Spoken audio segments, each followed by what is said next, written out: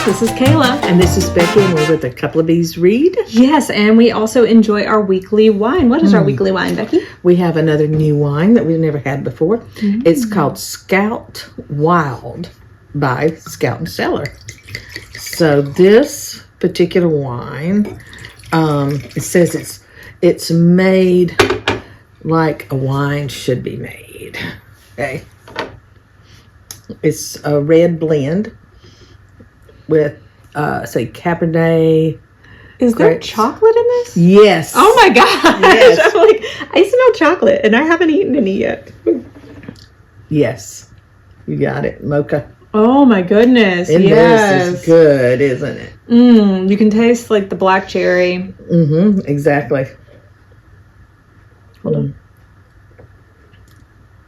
There's, you sip it and then lick your lips. It's like, wow, that's something. There's something else. Not fig. Plum? Plum. Okay. Dark plum. But that chocolate it's not overpowering, but it is there. You can taste that mocha, especially the aftertaste. Oh, like yeah. if you drink mocha with your coffee. Oh, yes. It's like love it. Same, but better. I will definitely be ordering. This came in my in my Scout, circle, and in Scout Circle, you can order, just all reds. You can order all whites, or you can order, blends, which means you get red, white, and rosés, which is what I get. And I get the 6 bottle every month. And it's a great price, great wines, because what's so cool about it, the Scout Circle, you get some of the more expensive wines, and it costs you less because they choose them and put them in there. And so, I've gotten like the $48 bottle of wine before. And my 6 bottle only cost me like $150, give or take a couple of dollars, depending on where you live and your taxes and stuff. And sometimes I get the $48 bottle of wine, which is a third of it as it is, and then you get a lot of the others, and it is so great. And this is a new one, and the blend, it's got the Cabernet, the Syrah.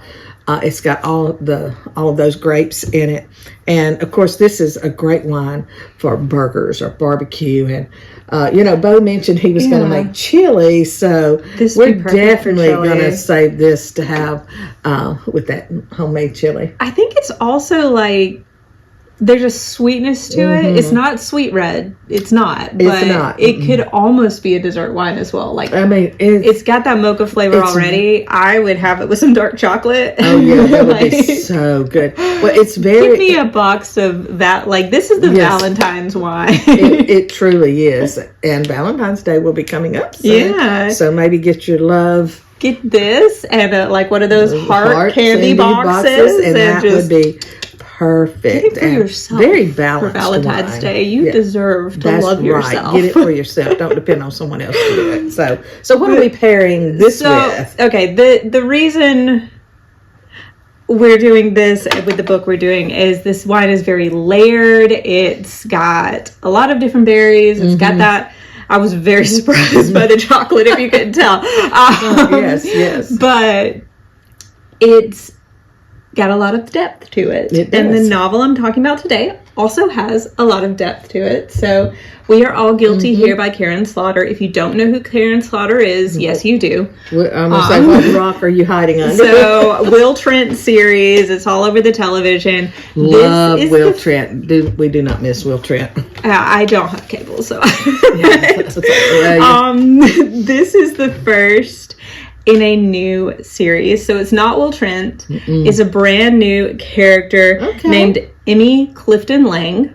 Her dad, at the beginning of the novel, her dad is the sheriff in their small town, named Gerald Clifton. And it's a very small town. The Cliftons kind of like own the town. Their family goes back there for generations. So everyone knows who she is.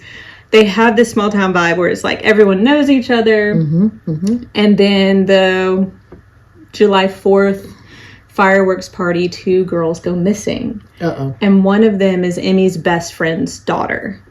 Uh-oh. And she had been talking to the girl earlier tonight, and she goes missing. So Emmy, when she was getting her degree to come back and be a police officer working under her dad, her whole focus was missing persons. So you get a lot of this extra information, like, as they're searching for these two girls. Gotcha. And that specific case is about 20 pages long, 40 pages maybe, before they find the girls. And unfortunately, it turns out exactly how the statistics implied it would. So it really breaks the town apart. It ruins Emmy's friendship with her best friend. It kind of ruins her marriage, but her marriage was not a good one anyway. So then we get a part 2, and it's 10 years later. The guy who was arrested for abducting the two girls was let out on bail, was let out of jail by a podcaster saying that they flubbed the case and all this other stuff. So everybody gets riled up because this guy moves right back into town, and another girl goes missing almost immediately. So the whole town's riled up. They're like, how could this happen? They're upset. Emmy and her dad and her now grown son go to Adam. He's the guy who was accused and let out of jail. They go to his house and just, to check the house. And everyone's riled up. It's a really dramatic thing. And her dad is, and this is not a spoiler, this is first half of the book, her dad is unfortunately shot and killed. Oh, no. Which brings in our other main character. And I looked and like, this main character was not mentioned in any of the summaries. And that is too bad, because she is my favorite. I loved Emmy, but the other main character is Jude Archer, a retired FBI agent. And we pick up with her right after Gerald's shot. She sees the news and she's like, oh, I guess I got to go back to town. And she shows up in town, and she is Gerald's oldest daughter. That no one knew about? They knew about her, but he had told people she was dead. Oh, wow. Meanwhile, she's been an FBI agent, and her whole career has been tracking down. There was this, tracking down serial killers, but one specifically who would only talk to her and who was giving her the location of his victims. So that has been a lot of her career. So she specializes in missing persons. It turns out Emmy quoted her when she was writing like her senior thesis and everything, because she was reading her work as an FBI agent. Because her sister changed her name to Jude Archer, not Clifton. Interesting. Boy, this does have a lot of layers. It's like so many layers like that. And because that wasn't, Jude wasn't mentioned in the summary, this came out of left field for me. Like, it took me a day to be like, who is this person? What's going on? I don't know about this. But there's so much more to be revealed as Jude and Emmy have to team up to figure out who actually killed the first two girls and how they may or may not be connected to this new disappearance. And of course, they're racing against the clock because this girl is gone. They can't find her. And I will say I did figure it out a little bit before the main characters, but it was in a way that was like, it makes sense that they don't realize it's this person. And the payoff was so good. Like, it was really well done. And then at the end, there's another twist about Jude and Emmy's family that is just like the reason that I need Karen Slaughter to write the second book and get it published, because basically it's something that Jude knows that Emmy doesn't. And we end the book with that, like, this up in the air situation. Wow. And I think I want to read that book. Oh my gosh, it's a lot. All of Karen Slaughter's books are deeply layered and meaningful, and a lot of them deal with generational trauma and family trauma. And that's what I love about her. Well, it's like you said, Will Trent. I mean, oh my goodness, I love Will Trent. I need to read the Will Trent Yeah, series. I really would like to read because I'd like to see how close the show is to her books. You know, we know how Hollywood I know is. they've had to change some things because the first Will Trent novel came out before smartphones. Okay.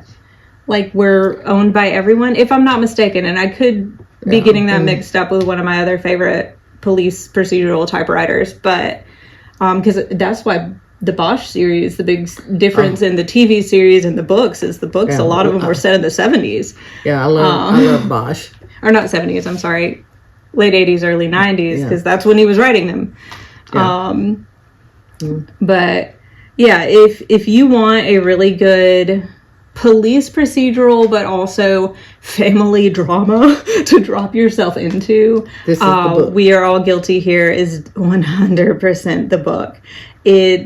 You won't be able to put it down, especially when you get to certain parts, and I'm sorry if I did spoil the first like 40 or 50 pages, but it's worth it. I listened to part of it on audiobook because basically once I got far enough into it, I was like, oh my god, I can't stop what I'm doing.